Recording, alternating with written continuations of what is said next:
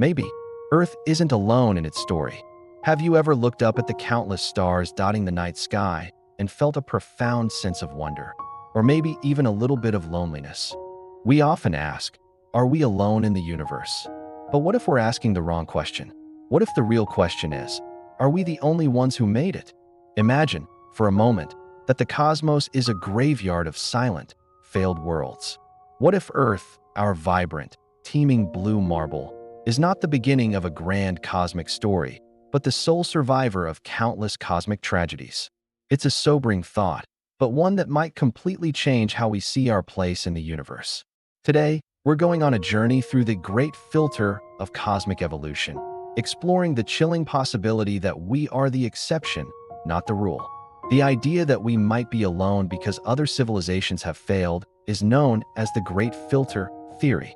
Proposed by economist Robin Hanson, it suggests that somewhere along the long, winding road from non-living matter to a spacefaring civilization, there is a massive, almost insurmountable barrier. This filter could be anything. Maybe life itself is incredibly rare. Perhaps the jump from a single cell to complex, multicellular organisms is the hurdle most worlds can't clear. Or maybe, just maybe, intelligence itself is the filter, a self-destructive trait that inevitably leads to ruin. The chilling part? We don't know if this great filter is behind us, or if it's still waiting for us in our future. Let's first consider the filters that we might have already passed. The first major hurdle is abiogenesis, the origin of life from non-living matter. On Earth, it seems life popped up relatively quickly after the planet cooled down, but we still have no idea how it happened. Was it a 1 in a trillion fluke? A cosmic lottery win? If so, the universe might be filled with sterile, lifeless planets, their chemical soups never quite managing to spark into existence. This would make Earth a precious, lonely cradle of life in an otherwise dead cosmos.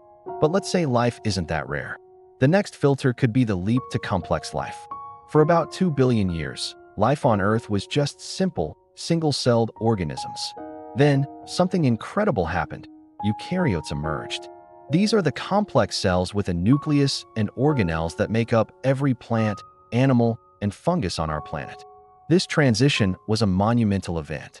Maybe on other worlds, life gets stuck at the bacterial stage, a planet-wide film of simple organisms that never evolves further. If that's the case, we've passed another major hurdle that billions of other potential worlds could not. So, let's fast forward. We've got complex life. What's next? The development of intelligence and tool use. This seems like a logical next step, but is it? On Earth, billions of species have existed, but only one, Homo sapiens, developed the kind of abstract thought and technological capability that defines us. Dinosaurs ruled the Earth for 150 million years, yet they never built cities or contemplated the stars. Perhaps our specific brand of problem-solving intelligence is an evolutionary accident, a rare quirk that almost never happens. Most worlds might be lush jungles or vast oceans teeming with life, but without a single conscious observer to appreciate it. If we've passed all these filters, it would mean that Earth is an incredible anomaly. We are the survivors of a cosmic gauntlet that has claimed countless other worlds. This perspective is sometimes called the rare Earth hypothesis. It suggests that the specific conditions that allowed for our existence, our planet's size, its distance from the sun, the presence of a large moon stabilizing our axis, our position in the galaxy, are so ridiculously specific that we might just be the only ones to hit the jackpot. From this viewpoint, the silent cosmos isn't a sign of future doom, but a testament to how lucky we are to be here at all. It means the great filter is behind us. But now, we must face the darker possibility. What if the great filter is not in our past, but in our future? This is a far more terrifying thought. It implies that life and even intelligence might be common throughout the universe, but that something always stops civilizations from reaching a truly advanced, interstellar stage. What could this filter be? The possibilities are frighteningly familiar. One of the most plausible candidates is self-destruction through technology. As soon as a civilization develops the power to harness the atom, it also gains the power to destroy itself in a flash of nuclear fire. We've been living with this shadow for less than a century.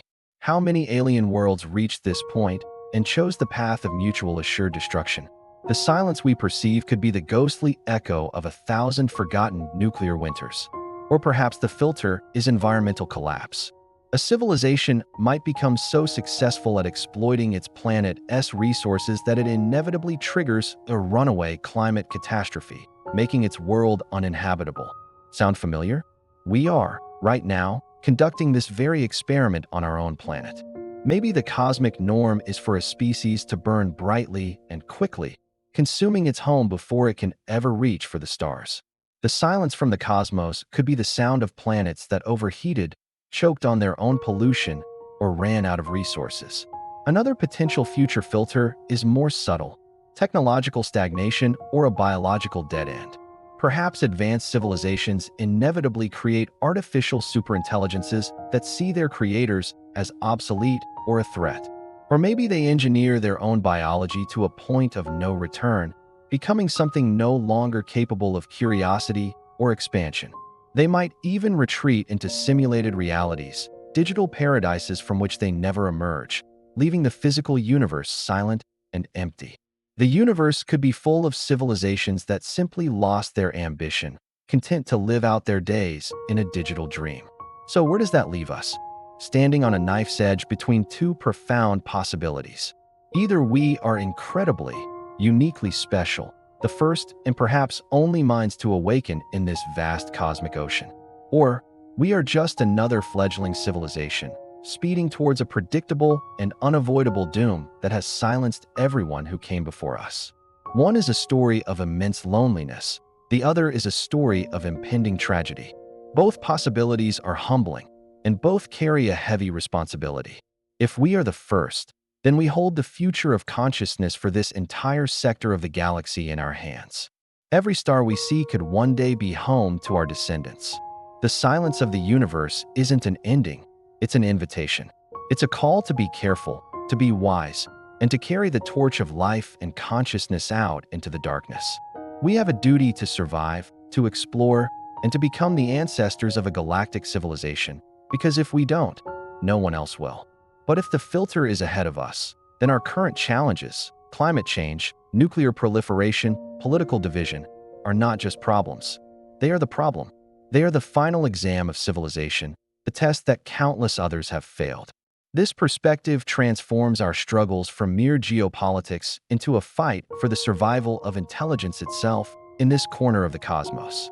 It means that solving our problems is not just for us, but for the potential of all life that could ever follow. Either way, the conclusion is the same. Our existence is precious beyond measure. Whether we are cosmic miracles or just another candidate approaching the final test, our actions today have consequences of cosmic significance. This thought shouldn't paralyze us with fear. It should galvanize us. It should inspire us to be better, to work together, to cherish our fragile world and the spark of consciousness it holds. The silent stars don't have to be a memorial. They can be a destination. The choice, for now, is ours. Thank you so much for exploring this mind-bending topic with me today. What do you think? Is the great filter behind us? Or are we heading right for it? Let me know your thoughts in the comments below. And if you enjoyed this journey into the cosmic unknown, please consider hitting that like button and subscribing for more explorations of science and the universe. Until next time, stay curious.